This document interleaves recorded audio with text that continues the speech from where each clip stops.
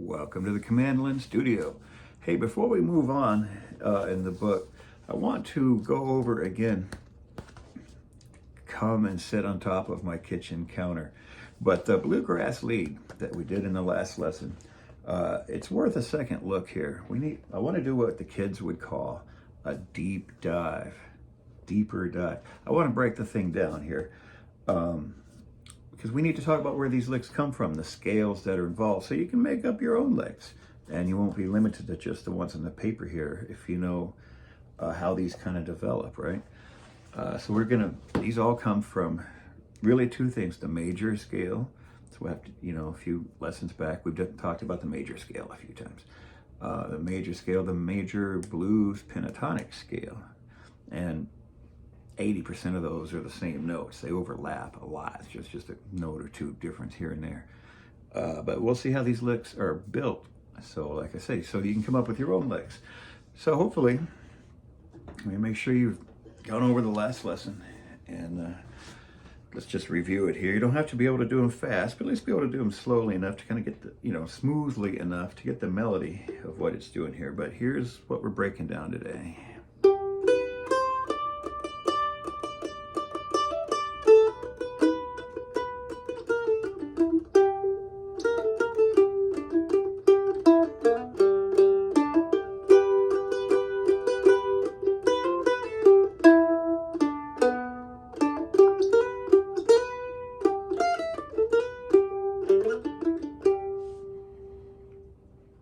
So again, this is all covered in the previous lesson, but let's take these licks and let's just see how they kind of came to be. Let's just jump right in here.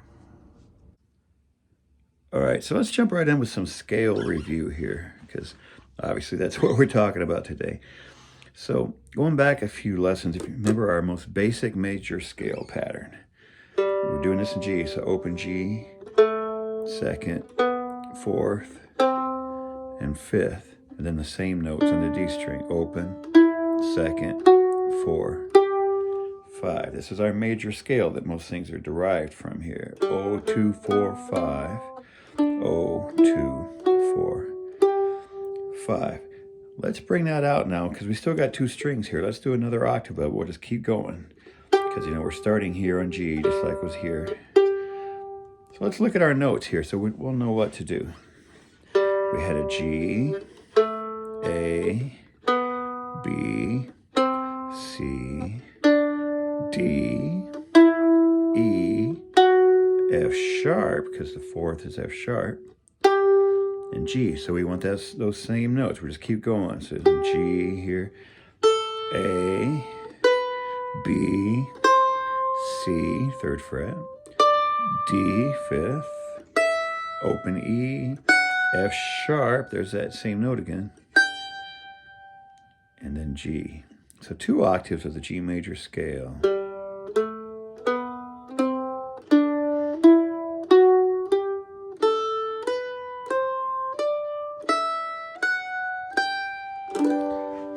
there's G major, 2 octaves.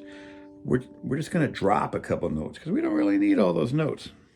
And if you remember right, the pentatonic scale, this is what most of this is going to come from.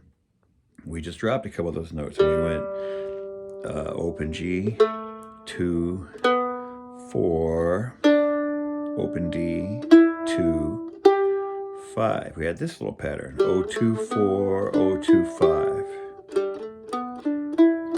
Well, again, let's carry that on out for the rest of the octave here because we've got G, A, B.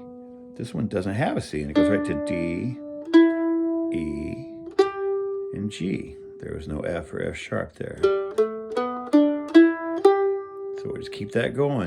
A, B, D. So on the A string, you have 0, 2, 5, open E, and G.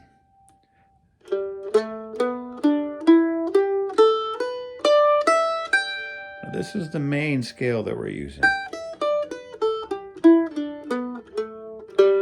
And this is the main scale that you'll be using. If your buddies are playing along in G and you're looking to, improvise and riff in G, this is home base, is your G major pentatonic scale.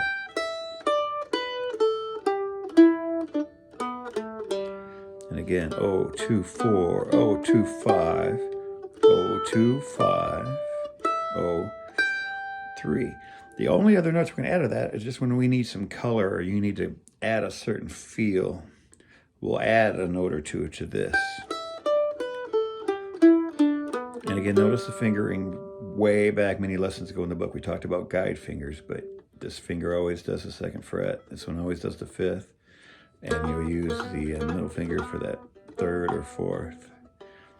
And if there's one, you know, on the 1 string, you also use this finger. But, all right, G pentatonic. Now, when you want to add, you're like playing along, you're like, man, this does not sound bluesy. I would like to bluesify this by 100%. I'm just going to add 1 note. If you remember right, G blues pentatonic was open, 2nd, 3rd, there's our note. And then 4, just like before, open, 2, 5. So the blues pentatonic was just 0, 2, 3, 4, 0, 2, 5. Now we're bluesing it up. So we just carry that out here. It's the same as before. We just add a B flat to it. So, you know, before we went open, we went 5, open, 2, we went 0, 2, 5 here. All we do is add that B flat in here, just like there. So we'll go 5, open, 1, 2, 5th, open here. We just added 2 B flats. We added the 3rd fret here. We added the 1st here because it's the same note.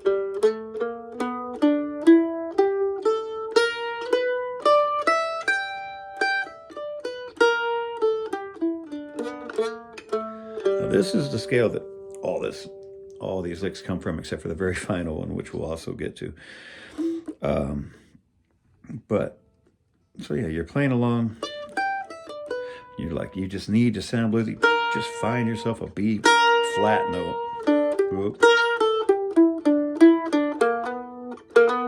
Oftentimes, you know, just sliding off it is such a big thing. Sliding from the 3 to the 4, or from the 1 to the 2 here. Anyway, I'll stop rambling about the scales now, and let's look at how these apply to the song.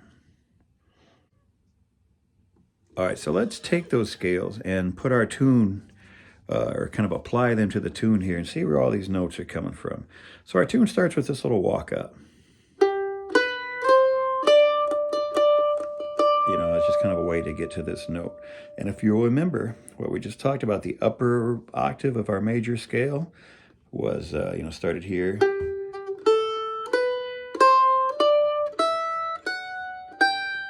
Well, this is right out of that. It's just walking right up here. We go from 5, 2, 3 to 5. And when it does the little hammer on there, that's just an E note, which is, you know, the open E. It's just the next note in the scale. This is right out of the scale. It comes down here, and then when it hammers onto that 2nd, still in the major, but right here, whoops, you can tell instantly when it drops into that blues scale because it adds that B flat note.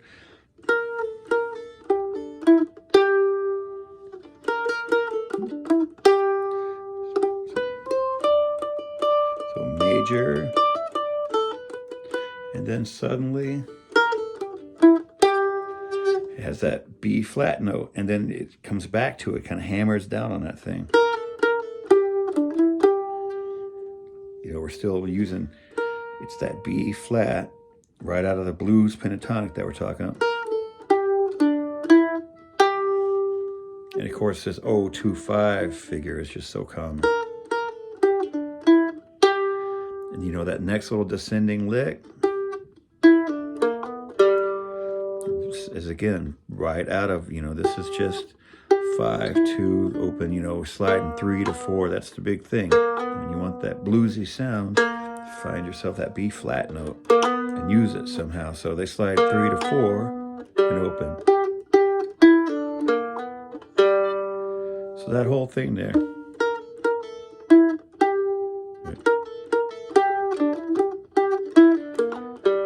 That's what it does, but straight out of the pentatonic blues scale. And then it kind of does this little walk up, right?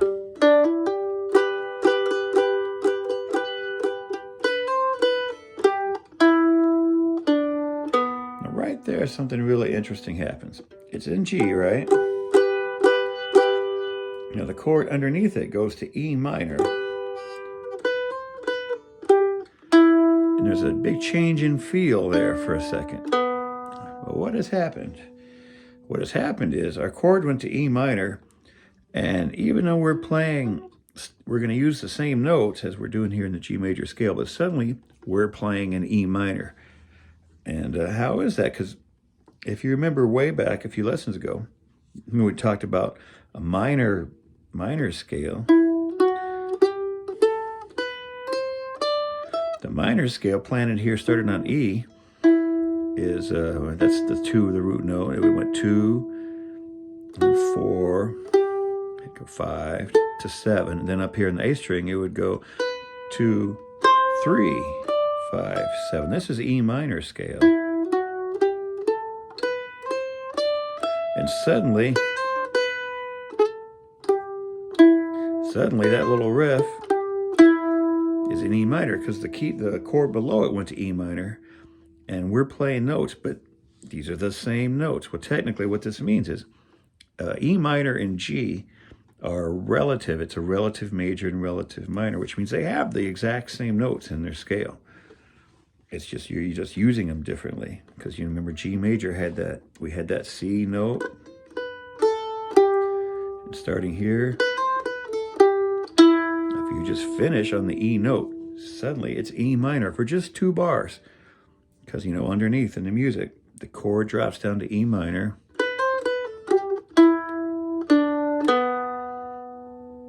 and we play an E minor for 2 bars. When the chord goes back to G and we do this, it's instantly we're playing back in G major. We've used the same notes as before, but theoretically now they're different because of what's happening behind the notes. So now we're back in G major here. We're doing our G blues pentatonic major because we've got our 1st fret. That's the key note. Anytime you hear that really noticeable B flat, that's our flatted 3rd. You've got G, A, B. B is the 3rd. You make that thing flat, and there's your blue note. But where are we here? Oh yeah, we're in the E minors. So the chord goes to E minor, and we did this little lick. Those last 2 notes, that's just D and B, which are part of that E minor scale that we just looked at.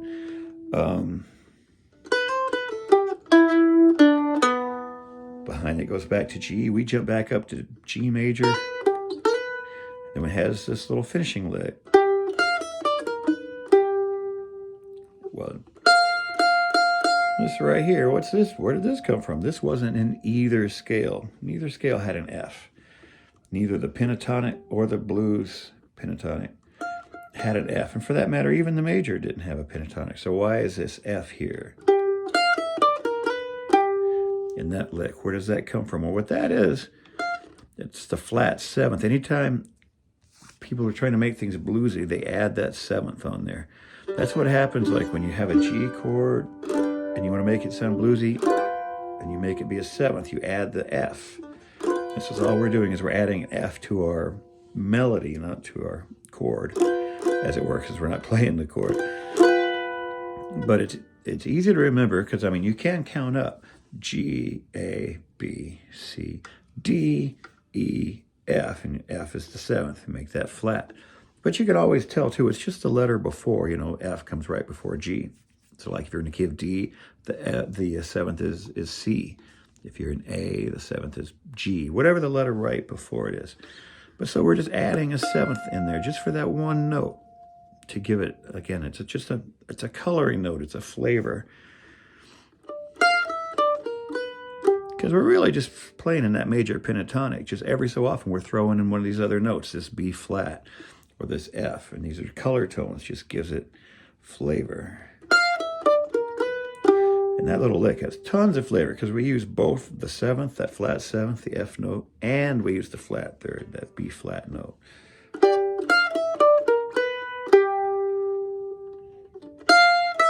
So when we do that there, and we just walk down, and we tune that there, tune that, you know, F or 1 to the open. That's all the blues pentatonic, just with 1 additional note. And then it has that little, you know, what is,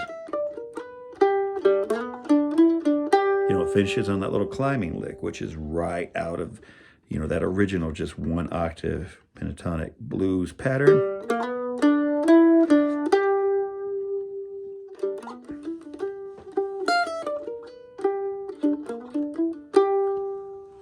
So we've used the G major scale, we've used the G major pentatonic blues scale, and just for fun, we even stuck in 2 bars of an E minor scale, all just right here without having moved our hand or gone anywhere. So that's why this lesson, you know, this countertop lesson is so important, because there's a lot happening here. That, you know, is a foundation for so much to come. But let's check it out now. Let's take these scales and see how we can make our own licks. All right, I hope I didn't prattle on forever there. That's really my long-winded way of saying that this was all just out of a blues pentatonic scale with the addition. I was explaining why there's an additional C note that doesn't appear in that scale, and there's an F note that didn't appear in either scale, but just trying to explain where they came from. So let's, with that thought in mind here, what does this mean to us in real life? Is that we can take, let's take this simple little, our major blues pentatonic pattern. This is where these licks are coming from. So we can take these notes and just, if you just start messing with them, or I'll show you a couple here. Like, I mean, there's a bunch of licks obviously in the song, but you know, here's a classic where it's just 5, open, 2, open. So, you know, you're just your top 2 notes, slide 3 to 4, and open.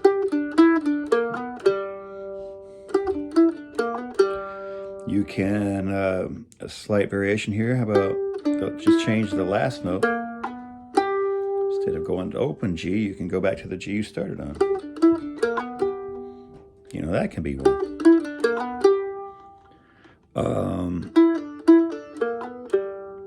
You know, you can do this kind of thing, pulling off here twice.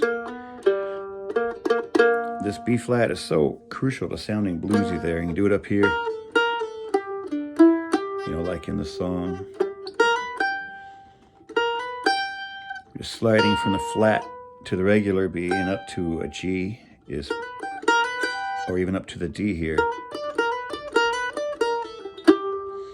is very popular.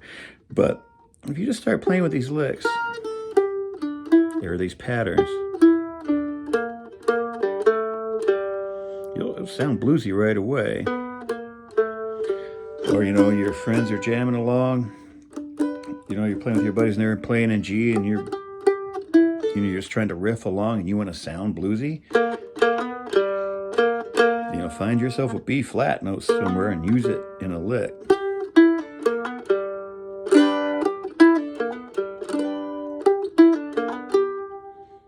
Or mess with them, just do parts of the licks. Like if you just, you know, you can hear how even can be a thing.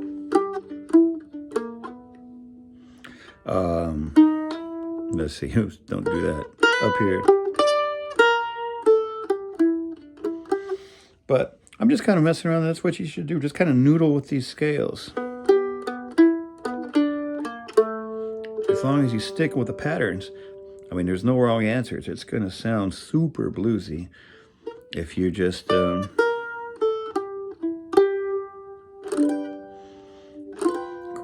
course, you know, we'll use that F in that one little lick.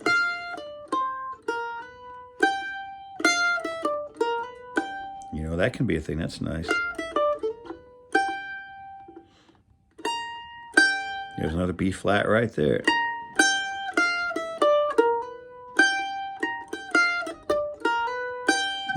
Didn't do that very well. I don't know, I'm just making stuff up on the fly here, which is kind of the point.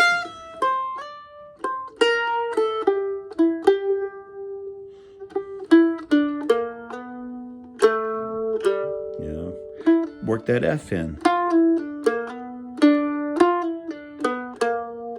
You know, that third fret, here's an F right here, just like the one we did in that one lick.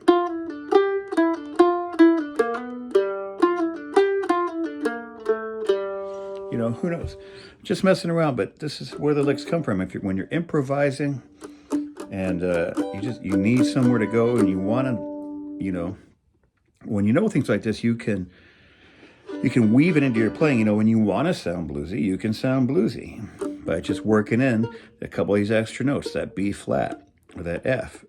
And if you don't want to sound bluesy, you just want to sound happy, you know, you can just stay in the major scale. Or, you know, when you know, I guess it's the practical application of knowing theory is, you know, being able to just work in your playing and impart the feel you want to. I mean, that's what it's all about here, just trying to impart a mood or feeling into the playing by adding a few of these color tones.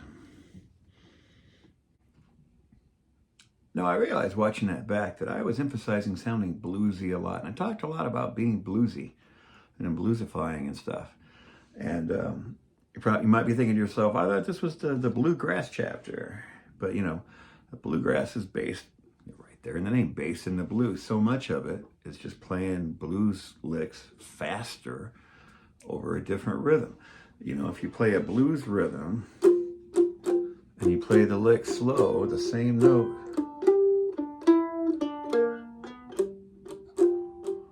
there it's bluesy. If you put it over a G major chord in a fast 2-beat, play it fast, same note, now it's, you know, bluegrass. They're, you know, one and the same. It's just a matter of speed, context. Context is everything, you know. The musical world that the notes exist in, you know, determines everything. But anyway, that's a lot of fun theory to chew on for today. Thanks so much, as always, for tuning in here to the COMANDOLIN studio. Appreciate everybody being here, and talk to you real soon.